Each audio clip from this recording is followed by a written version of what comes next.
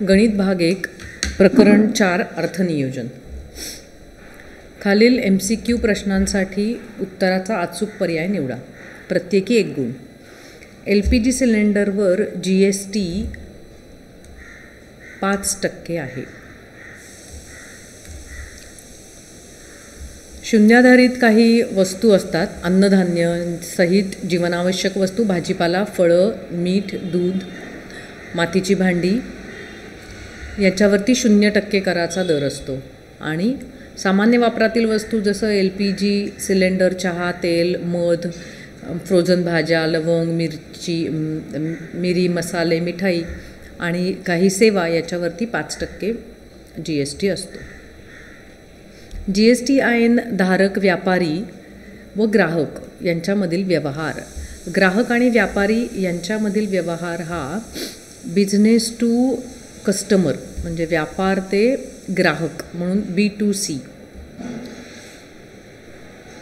असा संबोधला जातो. एका शेअरची दर्शनी किंमत 100 रुपये आणि बाजारभाव 150 रुपये आहे. दलालीचा दर 0.5% आहे. तर अशा शेअरची किंमत किती? नेहमी दलाली काढताना ही बाजारभावावरती काढली जाते. त्यामुळे दलालीची रक्कम म्हणजे बाजारभाव गुणिले दलालीचा दर. 0.5% म्हणजे 100 रुपयासाठी 0.5 रुपये म्हणजेच 50 पैसे. 15 गुणिले 0.5 भागिले 10. 15 5 75. त्या दोन संख्या मिळून एक दशांश अपूर्णांकानंतर एक अंक आहे म्हणून आपल्या उत्तरामध्येही एकच अंक असेल भागिले 10. जेव्हा आपण एखाद्या संख्येला 10ने भागतो तेव्हा त्याच्यामध्ये असलेलं दशांश चिन्ह हे जेवढ्या शून्य आहेत खाली तेवढ्या अंक डावीकडे जातं. इथे एकच शून्य आहे तर ते एक अंक डावीकडे जाईल. त्यामुळे आपल्याला 0.75 एवढी आपल्याला त्या प्रत्येक शेअरसाठी आपल्याला दलाली द्यायची आहे. मग आता शेअरची किंमत म्हणजे जो काही बाजारभाव आहे तो अधिक दलाली. शेअरची किंमत होती 150 आणि दलाली दिली आपण 0.75 म्हणजेच त्याची एकूण किंमत झाली 150 रुपये 75 पैसे. 100 रुपये दर्शनी किमतीचे 70 शेअर प्रत्येकी 130 रुपये बाजारभावाने विकत घेतले तर गुंतवणूक किती? शेअर विकत घेत असताना आपल्याला ते बाजारभावाने घ्यावे लागतात. त्यामुळे गुंतवणूक म्हणजे बाजारभाव गुणिले शेअरची संख्या. 13 7 91 म्हणून आपलं पर्याय B बरोबर आहे. दर्शनी किंमत ही फक्त लाभांश मिळत असेल तेव्हाच वापरायची असते. एका शेअरची दर्शनी किंमत ₹100 असताना बाजारभाव 90 आहे. या शेअरवर 20% लाभांश असल्यास एका शेअरवर लाभांश काढा. शेअरवरची दर्शनी किंमत ही फक्त लाभांश काढत असताना वापरायची असते.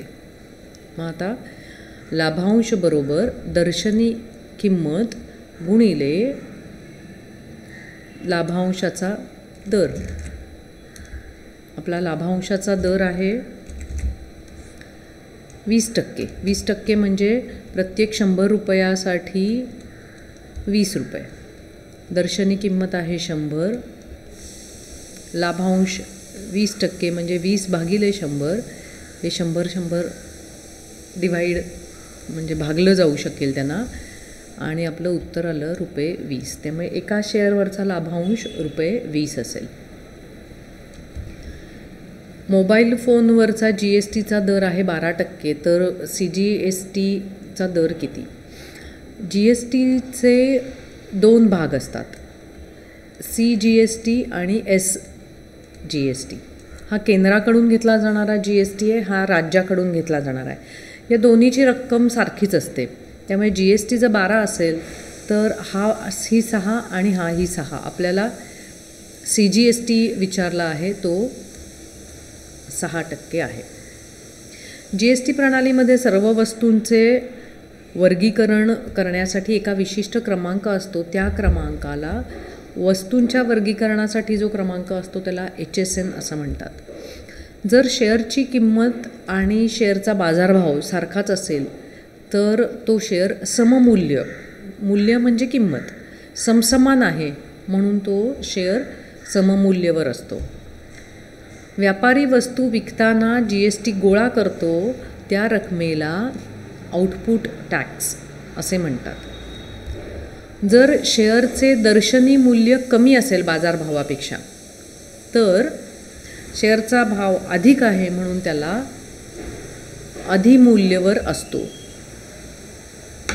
जर शेअरचं दर्शनी मूल्य जास्त आहे आणि त्यापेक्षा बाजारभाव कमी आहे तर शेअर हा अवमूल्यवर असतो.